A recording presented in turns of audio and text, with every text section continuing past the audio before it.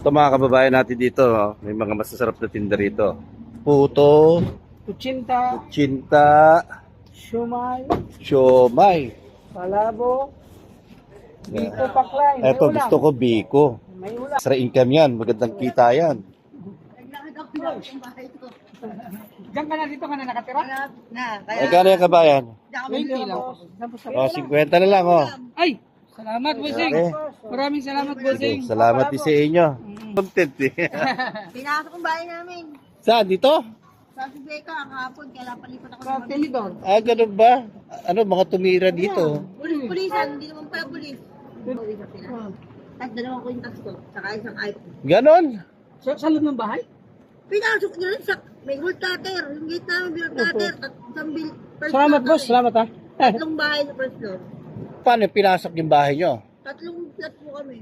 Tatlo kayong kwarto pinasok. Sa first floor, kasi nakatawa. Ano ron dahilan? Bakit kayo pinasok? Kala mo pulis, pero mga yemi. Alam ko sa tagal. Yemi. Ah. Hindi kayo tumawag ng pulis na tama. Nakatawag na nga ng pulis yung tindahan sa baba. Ah. Kaya hindi na nakakag-second floor, third floor. Hindi inabot ng mga pulis. Oo, ay kami first door eh. Kinuha yung cellphone, kami bili lang kasi uwi nga kami Pilipinas, bakasyon na 16 eh. Ah, ganun ba? Na-report na yun sa 5,000 polis. real, nireport ko talaga, diretso. Kasi sa amo ko, di ba? Siguro na. Nako. Ang pagkakala ko naman kasi protektado naman tayo dito sa Saudi. Una, ang dami pa lang, nung nag-post ako kahapon, ang dami nag-message sa akin. Ang dami nag-post din, na ganun din nangyari sa kanila. Ah. Sabiya, Oo, polis-polisan ba? takba, Aha. tsaka dito sa may bantang Walang. Ansiya. Ah, ganun ba? Kaya nauso na kasi rito yung tungkol sa droga ni nire-raid. Hindi naman ganun kulang. Meron kasing incident dito sa kumpanya, kasama ko sa kumpanya rin. Ni-raid yung bahay niya. Kailan ba plano niyang umuwi sa Pilipinas? 16 sana bakasyon namin, kuya. Kay mag-asawa? Oo. Ah, ganun ba? Bumili niya ako cellphone para sa anak ko. Ah. Hindi pa nga na kasi kuya gagawa ko pa ng iCloud eh. Mhm. Oo. Paano? Ilang tao kayo sa dito? Sige, sa Plapuan, isa lang ako iba kasi tawag ako. Okay, sa atin sa Pilipinas, Ako kayong taas ako, krami, dating polis. krame, pulis. Dati pulis yung Alam niya yung procedure eh. tatay mo, dati pulis. Saka asawa ko. Tatay mo tsaka asawa mo, dati pulis. Ah, Tatay ganun ko ba? retired. Yung asawa ko, nag-resign kasi napunta rito sa IT. Maganda yung offer ko kasi. Sa IT kasi. Sa krami ngayon sa inyong ano mo, yung asawa mo? Ah, bakit hindi niya pinagpatuloy? Maganda na sweldo ng pulis ngayon ah. Tapos ano, ayaw na tayo mag-police. 19 years old siya nun eh. Ah, ayaw niya na magpulis ngayon. Eh, taas na sweldo na. Tatay na, Kernel. Oo. Siya papasa, ayaw talaga. Mataas na sweldo kasi ng pulis ngayon na nasa 60,000 na kanya sweldo ng pulis ngayon, ha? Kulay na ang pulis. Kuya niya na lang. Ang kaganda pa sa pulis natin sa Pilipinas, nakakapag-loan sila. Ayaw ng mga loan yan. Diyan nagagalit yan sa mga loan. Ah, ganun ba? Basang tela yung mukha niya. Oo. Pahiga, binuhin ang tubig sa ilong. Ah, ganun. Pinahirapan pa, ha? Oo, pero alam na nila, nakuha na nila yung nahanap nila. Sa mga nakuha sa inyo, cellphone, alahas, 5,000 real. Ako, laki nga lagi 5,000 real. Ang bilis sarang motor mo. Sayang, pabilisan ako ng motor, oo. Nangyari yon. Kailan nangyari yon? Isang araw. Nung isang araw lang. Kahapon, nung galing araw. Ah, Alas ganun ba? 3, tulog kami.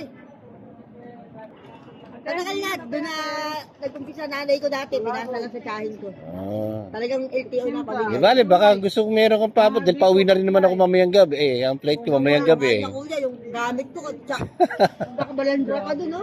Ate, hindi Ay, paano yun? Ipapasok nyo ulit sa loob ng ano, tinitirahan yung mga gamit nyo dahil nilabas eh. Hindi, alam mo na po. Ah, lumipat ka na ng ano. Lahat ng mga gamit mo? Dinala lahat mo. Lahat, buklat, pati mga kargo ng asawa ko bukas. Meron na kayo nakita lilipatan na. Nakalipat agad kami. Abuti naman. Hindi na ako makatulog kagabi doon. Dahil yung isang gabi nangyari kahapon eh. Oo. Kagabi, dyan na kami natulog sa bago.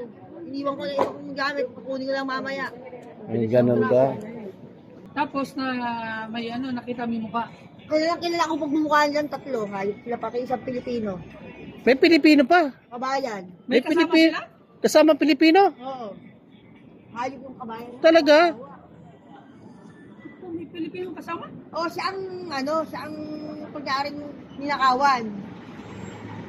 Tapos nagsusorry nung ano na, parating na yung polis. Hindi, pinilit lang ako. Parang kinasangkapan yung kababayan natin, ganon. Pinilit lang ako kasi kakasuhan daw nila ako pagka daw hindi ako nag-operate. Para saan? Pag-cooperate sa kanila. Kasi kailangan kunyari may nawawalang pera daw tsaka cellphone. Ganon ba? Sarado. Kaya pinalagyan nyo na ng, ng CCTV yung kwarto Meron nyo. talagang CCTV yung ano. Protektado na kayo. Yung kwarto namin, kuya. Hmm. Sinira, hindi nila alam na alam. Ganon. Pati computer ng asawa ko, stroke ka. Hindi kami nag-inom, hindi kami nagbabarkada, hindi kami makain sa labas. Talaga nagtitipid kayo para makita. Pagkatapos kukunin lang ng basa nila. Gusto namin ng mga anak namin, Mga anak nyo, oo nga eh. Just make queens. Di ba, meron naman balik yan. Babalik uli yan. 10 years naman kuya, di ba kami napahamak dito, siguro pagsubok lang yan. Ngayon lang nagkaroon ng pagsubok na ganyan sa amin. Kaya naman yan. Pauwi na kasi, sabi maganda ha. Malupit kayo ng Saudi ha. Hindi natin ang isang pagsubok kung susuko na kayo. Baka may nakatimbre na pauwi ka ng Pilipinas, alam na may pera kayo uwi, kaya kayo ginano. Kuya, ba't pati first, second floor, second flat, tsaka third flat. Ibig sabihin, hindi lang kayo yung pinasok, may iba pa. 3 pinto aking pinasok. Siguro kung hindi tumawag ng pulis yung kapitbahay sa baba, Baka nadali pa yung iba, oh. Lalasin ko na, maliwanag na. Madadali pa yung second floor, kasi umakat na sa second floor yung dalawa eh. Lumakan loko, no? At simula ng alas 2. Alas 4 na pa magsi-alis, talagang iniisa-isa yung pinto eh. Yung building na kinuha ko ngayon, Ganun ba? may bantay na. 24 hours, nabali. Di bali ng 850 siya isang buwan. Studio type din eh. Dito kasi 500 lang sa dati. Wala kasing safety rate. Ano ba trabaho niyo rito? Ako po sa physiotherapy, tapos sa salon, sa spa. Physical therapy. Dati hospital ako, tapos tumipat ako ng Beach Sultan Tower sa spa. Gaba. Tapos yung asawa nyo, Sa Almana po. IT engineer. IT engineer. Maganda naman pala eh. Ano position niya eh. Mga kabayan, maraming salamat ha. Nakakuha ako ng content dito kay ate eh. Salamat sa... Maraming salamat ate ha. Ingat na lang kayo. Papasok na naman, kahit ano. Sige ate, maraming salamat sa inyo. Sige, salamat. Dito po yung supermarket. Ito marami yung mga Pilipino rito. Yan, nakakuha tayo ng isang kay ate. Pero karamihan naman dito siniswerte. Bihira naman ang binamalas dito. Importante rito, masipag ka rito. Madali ka makakita ng trabaho rito.